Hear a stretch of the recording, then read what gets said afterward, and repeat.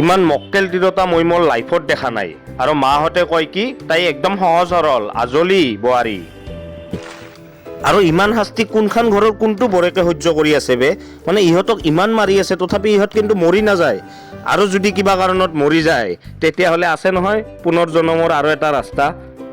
আৰু মৰা মানুহক জিন্দা কৰা ইহঁতৰ নিঞ্জা টেকনিক চাই ডক্টৰবিলাকে নিজৰ ডিগ্ৰী গৰুক খুৱাই হিমালয়ত যাই তপস্যা কৰি আছে।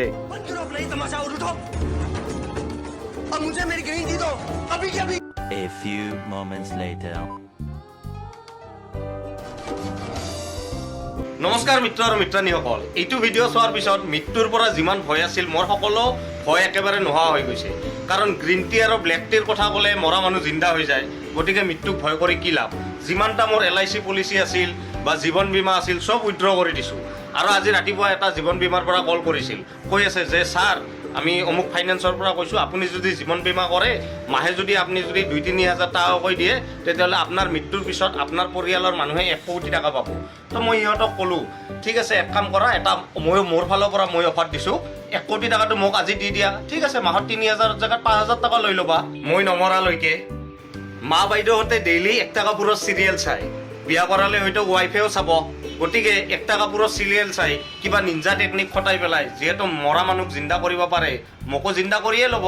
গতিকে মৃত্যুক ভয় কৰি কি লাভ আছে। এইবিলাক LIC পলিচি কৰি লাভ নাই, মিছা কথা।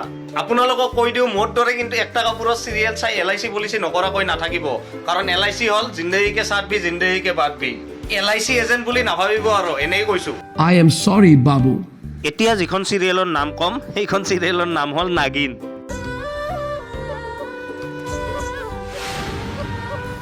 যিখনত নাগিন 1, 2, 3, 4 আৰু বৰ্তমান 5 আহি গ'ল, কিন্তু নাগিনৰ বদলা नागिन की पतले की कहानी एक से बदला लेकिन পাঁচটা চিজন ওলাই গ'ল, কিন্তু বৰ্তমানলৈকে নাগিনৰ বদলা একো পূৰ্ণ নহ'ল। ইয়াকে কয় দাঁত নোহোৱা সাপৰ ফুচফুচনিয়ে কাম।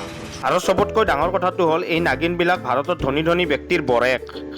और सबसे बड़ी बात हम rich excuse me super rich আৰু ইহঁতৰ পৰিয়ালৰ মানুহবিলাক ইহঁত মানুহ নহয়তো অকল, কোনোবা নাগিন কোনোবা ময়ূৰ কোনোবা নেউল চব আছে। মানে চিৰিয়াখানা মানস নেশ্যনেল পাৰ্ক বা কাজিৰঙা ঘোষিত কৰি নেদে কিয়? ইচ্ছাধাৰী নাগিনটো শুনিছিলোঁ, কিন্তু ইহঁতৰ ঘৰৰ সকলো ইচ্ছাধাৰীয়ে আৰু ইহঁতৰ মাজত বিয়াও হৈ আছে। যেনেকুৱা শগুনৰ ময়ূৰৰ লগত নেউলৰ নাগিনৰ লগত যি টি হৈ আছে মানে। আৰু আপোনালোকে যদি জীৱনত এইটো চোৱা নাই একো চোৱা নাই, চাওকচোন ইহঁতৰ কাজিয়া ৰাখিবৰ কাৰণে কোন আহে চাওক। खाली यहाँ आई हमारा झगड़ा निपटाने के लिए। भाई साहब कुछ ज्यादा नहीं हो गया ये? मतलब कुछ भी। মই ভাবিছিলোঁ ইহঁতে নাগিন চাগিন দেখাইছে, মৰা মানুহ জিন্দা হোৱা দেখাইছে, নেউলা দেখাইছে, ময়ূৰ দেখাইছে, মানে ইচ্ছাধাৰী, কিন্তু এইটো ভবা নাছিলোঁ। চাওক এইটো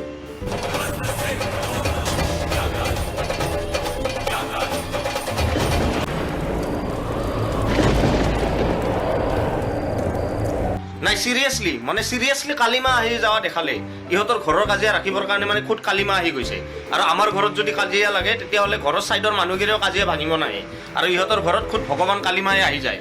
মানে যি টি দেখাই আছে। আৰু এইবোৰ চাই কি হৈ আছে অসমত, মানে এই যে কৰোণা ভেকচিন দিব গ'লে যে কি হয়, কালিমা আহি যোৱা বুলি কয়, কিবা ভগৱান আহি যোৱা বুলি কয়, এইবোৰ হৈ আছে। চব এই চিৰিয়েলবোৰৰ কাৰণেই হৈ আছে, বেলেগ একো নাই। আৰু এইবাৰ চাম আমাৰ অসম কন্যা দেৱলীনা ভট্টাচাৰ্যীৰ সাথ নিভানা সাথিয়া, মানে যিখন চিৰিয়েলক সাধাৰণতে গোপী বাহু বুলিও কোৱা হয়। এতিয়া চাওক পৃথিৱীৰ সকলোতকৈ মৰম লগা আৰু মূৰ্খ বোৱাৰীজনী।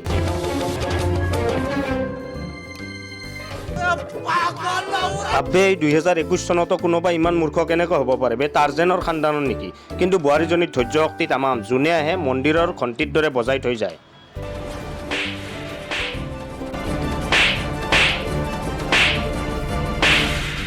কিন্তু গোপী বহুতো অসমৰ ছোৱালী খং উঠিলে একো নাচায়, সন্মুখত কোন আছে পুৰা বজাই দিয়ে।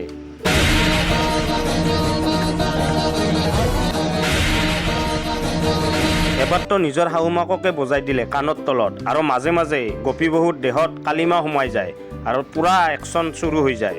সাথ নিভানা সাথিয়া মানে গোপী বহু, আৰু গোপী বহুৰ মানে জীৱনটো মানে এহেমজিত তাতহে আছে। এবাৰতো তাই চিৰিয়াছলি মৰিও গৈছিল সঁচাকৈ। तुम कब तक सोती रहोगी, वो भी मेरी बिना इजाजत के?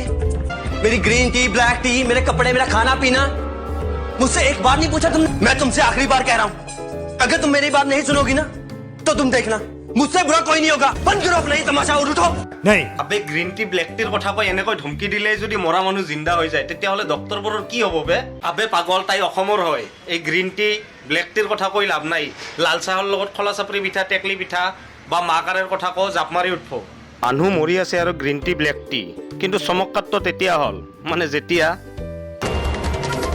চকু মেলি দিলে গপিব শুৱে আৰু ইহঁতৰ ঘৰবোৰত মানে সকলো আছে ডক্তৰ ইঞ্জিনিয়াৰ চাইণ্টিষ্ট খুদ ভগৱানেও মানে ইহঁতৰ বোৱাৰী হয় আৰু এইবোৰে আৰু দিনটো মানে টিভিত চাই আমাৰ বাইদেউ মাহঁতে মানে ফূৰ্তি পায় সেয়ে ভিডিঅ'টোত আপোনালোকৰ বেষ্ট পাৰ্ট কোনটো লাগিছে কমেণ্ট কৰি জনাব লগতে ভিডিঅ'টোত যদি ছেকেণ্ড পাৰ্ট লাগে তেতিয়াহ'লেও কমেণ্ট কৰি জনাব ৰাম ৰাম খুদা হাফিজ বাছ এটা কথাই কওঁ নিজৰ আশীৰ্বাদত অকণমান মোক মনত ৰাখিব ধন্যবাদ জয় অসম জয় হিন্দ